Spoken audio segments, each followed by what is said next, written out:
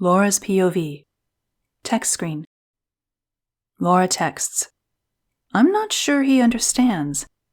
After being here for all these years, it gets extremely boring seeing the same thing over and over again. Abby asks enthusiastically, You don't like it here? Come on, it's fun. Laura texts, You make it fun. Matt makes it fun. Abby texts with great pleasure, Aw, so thank you, girl. Laura asks, Without friends, what's the point? Abby texts, I hear you, girl. I'm the same way. It's like our love bond is what keeps us together. Laura agrees. Yes, it's definitely a bond of love. Laura emphasizes, When we had bodies, we fell in love in months. Imagine what it's like for 8,000 years being with someone. Abby asks, You met Matt before I, right? Laura responds, Yes, it was like 1,000 years before because I remember it was the same day.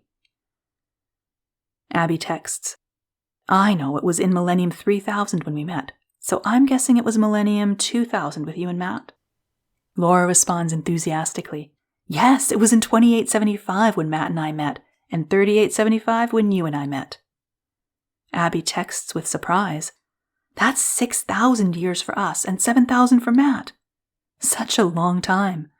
We're so grateful to have survived this long. Most friends have lost connections. Laura texts, Matt was telling me the various ways people disappear. He was saying if something happens to their chip or if it's knocked off the planet or something. Frightening. Abby texts, Many people also commit suicide. Laura asks, How do they commit suicide? Abby asks, You don't know about that? People never leave sleep mode because our chips need the light from the text to stay active. But, like after 3 weeks of no light, their chip deactivates. Laura texts, That would suck if someone comes to such a place to do that. Abby texts, It's rare. That's what one of our leaders did in 4300, remember? I kind of remember it, but what happens when a leader dies? Abby texts, Girl, you don't know that either? The system automatically selects the leaders.